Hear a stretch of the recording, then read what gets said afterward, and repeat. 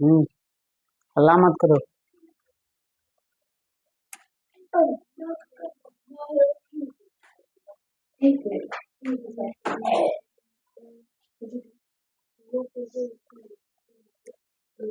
चलो इतिहास है ना। चलिए हम लोग इतिहास पर, इसको इंग्लिश में क्या कहते हैं? हिस्ट्री। क्या कहते हैं?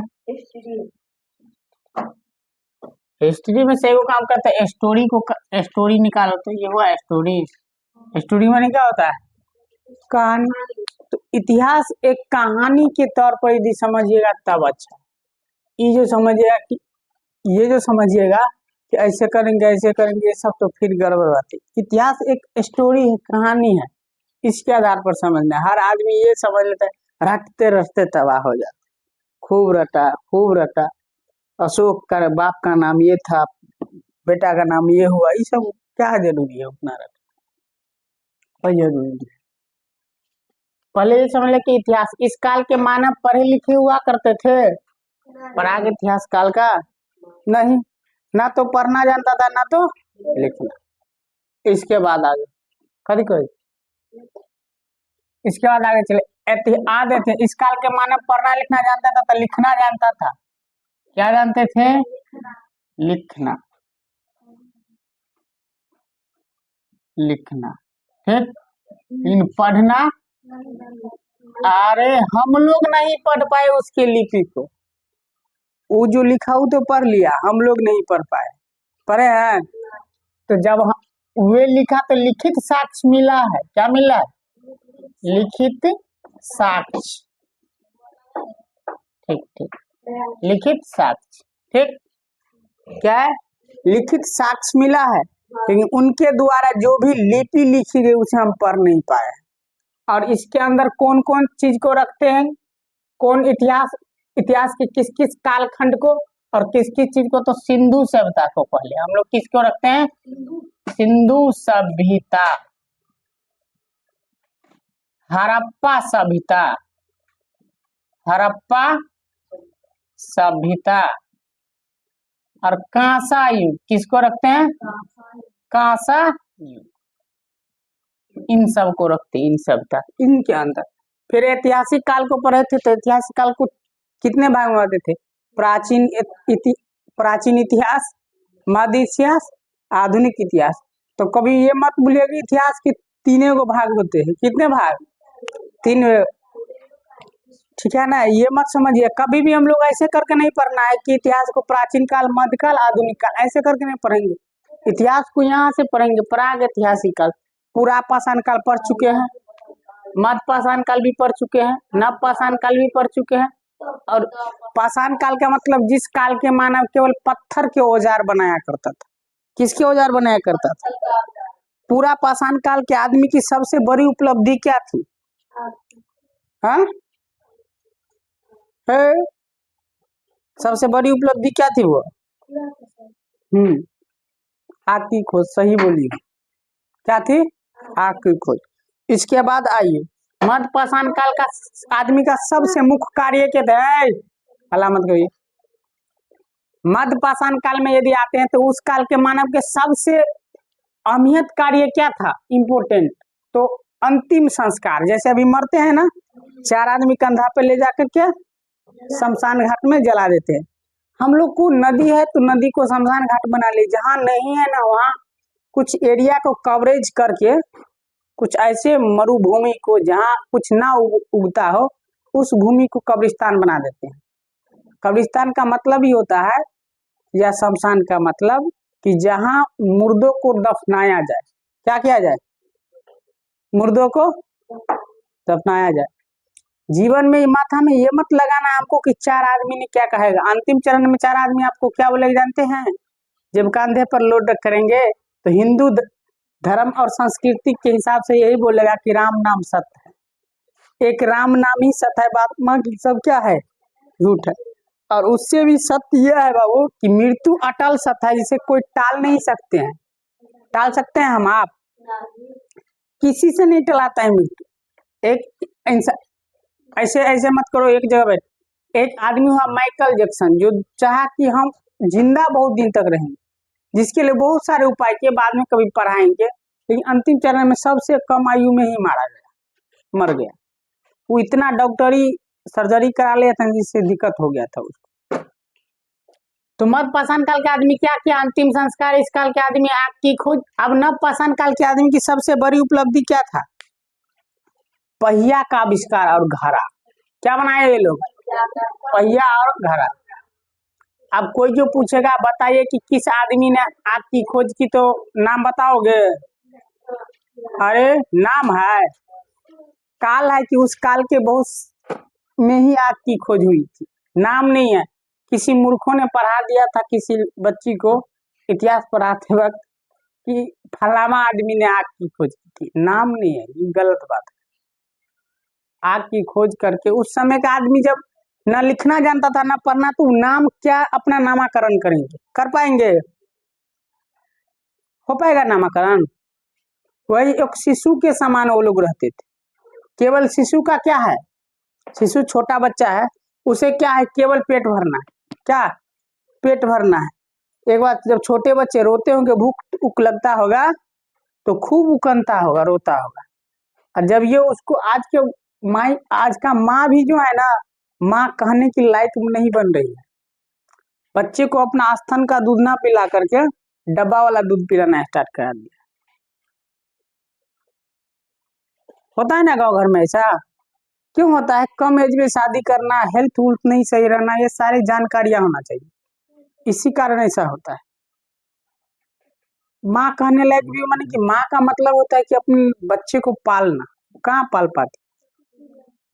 तो शिशु जब भूख लगता है तो रोते हैं ना, तो जब ये दूध का डब्बा देखेगा तो हाथ पाँव खिंचाएगा, हमारा आहार आ रहा है, खूब खुश होकर वो पी लेगा फिर साथ। ऐसे ही उस काल के मानव थे, एक शिशु के समान, केवल पेट भरना है हम लोग को, उनका उद्देश्य था, और बस कहीं भी रहना है। इससे पहले यदि जाएंगे तो पेड़ पर रहा करते थे डर से, धीरे धीरे वो जमीन पाया, बाद में पढ़ाया।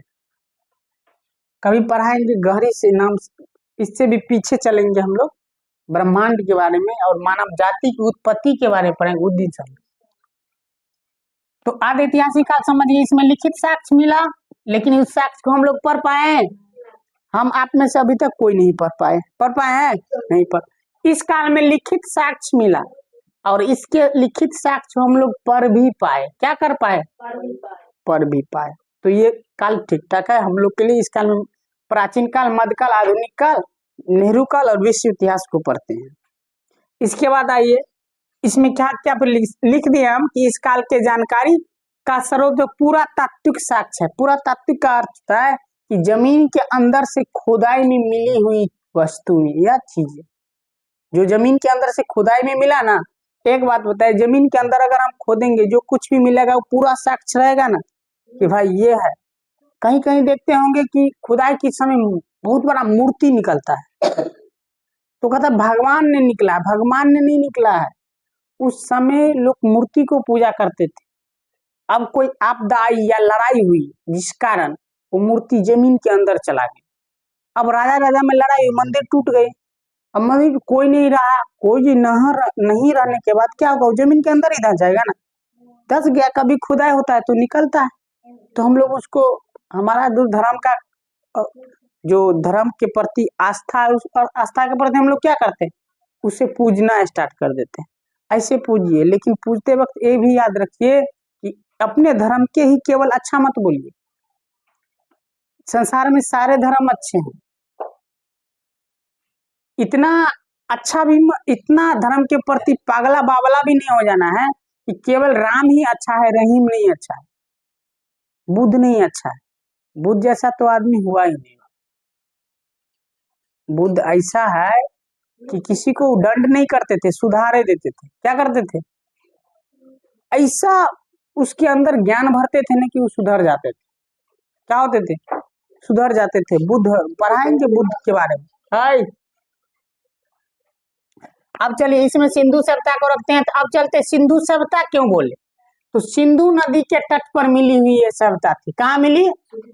और खुदाई लड़की है दीदी मत लिखो।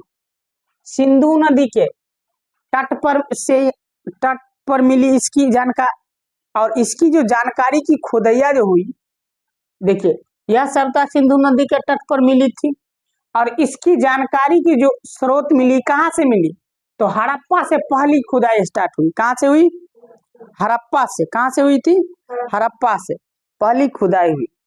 और जब खुदाई हुई तो इसीलिए इसको हड़प्पा सभ्यता भी कह देते हैं। क्या कह देते हैं? हड़प्पा सभ्यता। समझ गए? इतने समझे हैं? अब इससे आगे हम लोग फिर क्या पढ़ेंगे? सिंधु सभ्यता की खुदाई किसने की, मैसेज पहले किसने दिया, तो जान के देखो। सिंधु सभ्यता की जानकारी पहली बार चार्ल्स मैसन ने दिया। कौन दिया? चार्ल्स मैसन ने। और सिंधु सभ्यता की जो सर्वेक्षण किया ना, जेम्स किंघम ने, अभी लिखाएंगे भी, बोर्ड पर से उतार भी ले, जेम्स किंघम ने किया था। सिंधु सभ्यता 13 लाख वर्ग किलोमीटर में फैला है। सिंधु सभ्यता का आकार त्रिभुजाकार है।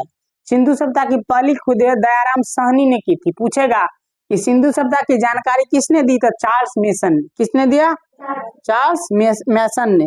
और इसके बाद सिंधु सभ्यता का सर्वेक्षण का मतलब उसको अच्छी तरह जाकर के जानकारी पूरी प्राप्त करते हैं, जेम्स किंघम ने। किसने की? आकार कैसा है? त्रिभुजाकार। आकार कैसा है? त्रिभुजाकार। और इसका नामकरण किसने किया था? John Marshall. देखिए नामकरण जॉन मार्शल, इसकी सर्वेक्षण जेम्स किंघम, जानकारी कौन किया? चार्ल्स मैसन, खुदाई दयाराम साहनी, आकार त्रिभुजाकार। आकार क्या है?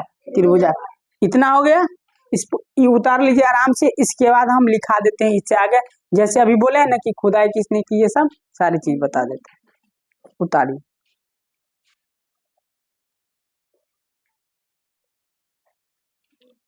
तो देख बता दिए थे इसकी जानकारी किसने दी? मैसेज। मैसेज का मतलब जानते हो, जैसे कोई चीज हो जाता है, लोग जाकर दौड़ते दौड़ते सुनाते, रे तुम्हारा जो है ना, या आपका जो है ना बेटा या बेटी या भाई या बंधु, पापा को ये हो गया, कि ऐसा हो गया, ये हो गया, तुम्हारा रिजल्ट आ गया। तो जैसे किसी का रिजल्ट आता है और उन्हें नहीं पता है, और जाके बोल देता है तुम्हारा रिजल्ट आया है, ये आपका रिजल्ट आया है।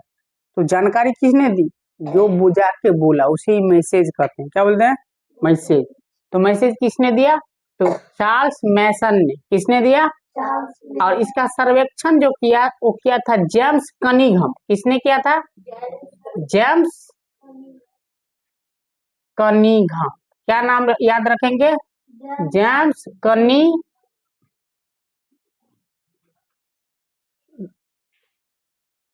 क ख ई क्या होता है रे? क ख पढ़ना आता है ना, तो उसके अक्षर को जोड़ जोड़ के जेम्स कनिंघम नाम है। क्या नाम है रे? जेम्स, क्या नाम है? James Cunningham. आप सब समझ गए? क्या नाम है? तो बोलेगा आप सबसे कि सर्वेक्षण किसने किया, तो जेम्स कनिंघम। मैसेज किसने दी? चार्ल्स मैसन। किसने दी? चार्ल्स मैसन। क्षेत्रफल कितना है, यानी कि एरिया उसका कितना है? 13 लाख वर्ग किलोमीटर तक फैली हुई है। कितने? अब देखिए नामकरण किसने किया? इसका नामकरण का मतलब छठियार इसका किसने किया था? जैसे जन्म लेते हैं ना बच्चे, उसका छठियारे दिन नामकरण होता है ना, उसका छठियार किसने किया? किसने किया? John Marshall. किसने की? John Marshall. और पहली खुदाई दयाराम साहनी। है क्या बोलता है?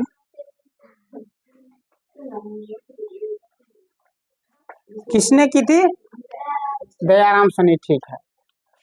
आकार कैसा है? त्रिभुजाकार। विश्व के यह पहली ऐसी सभ्यता थी जहाँ शहर का विकास हुआ। क्या हुआ?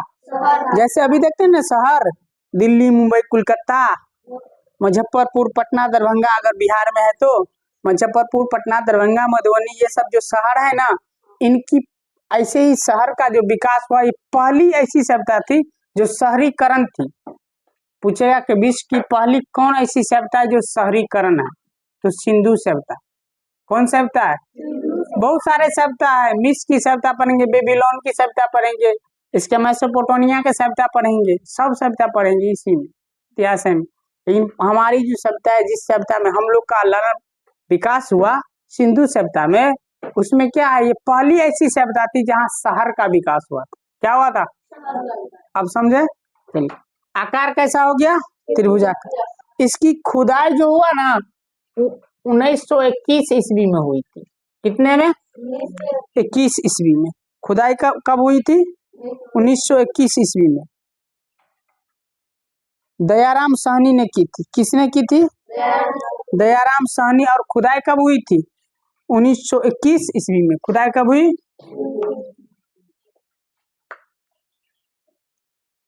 छापना है, छापिए।